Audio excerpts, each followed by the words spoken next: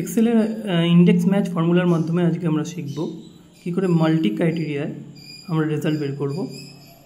এখানে নেম দেয়া আছে, নেম এর সঙ্গে মান্থ দেয়া আছে, মান্থ ওয়াইজ সেল করা আছে প্রতিটা এমপ্লয়িসের।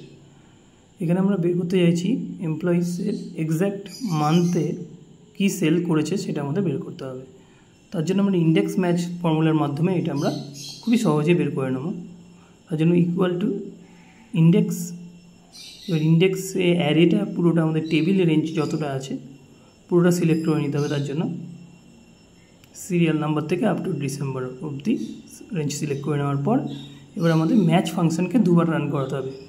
প্রথমে ম্যাচ করতে হবে নেমটাকে, তার জন্য কমা দিয়ে ম্যাচ ফাংশন স্টার্ট করে ম্যাচ কাকে করাবো এই নেম যেখানে আছে সেখানটা সিলেক্ট করব, কমা দিয়ে এবার নেমের লিস্টটা এই কলমটাতে রয়েছে পুরোটা সিলেক্ট করে এক্স্যাক্ট ম্যাচের জন্য আমরা কমা দিয়ে 0 ইউজ করব, ব্র্যাকেট ক্লোজ করে আবার কমা দিয়ে ম্যাচ ফাংশন রান করাবো। এবার আমরা মান্থটাকে সার্চ করব, তার জন্য আগস্ট মান্থ যেখানটা আছে এই সেলটাকে আমরা সিলেক্ট করব। এবার মান্থ কোথায় আছে পুরো কলম হেডিংয়ে আছে, পুরো কলম হেডিংটাকে সিলেক্ট করে নেব।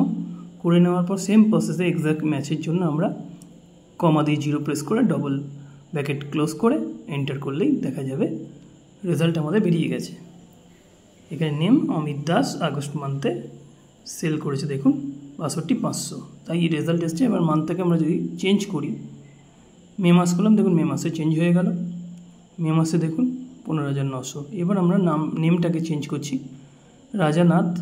রাজানাথের এবার আমরা অক্টোবর মাস, অক্টোবরে দেখুন রাজানাথের অক্টোবরে কত আছে ১,১৭,৩৮০, ১,১৭,৩৮০ দেখুন, তাই রেজাল্টে এসছে।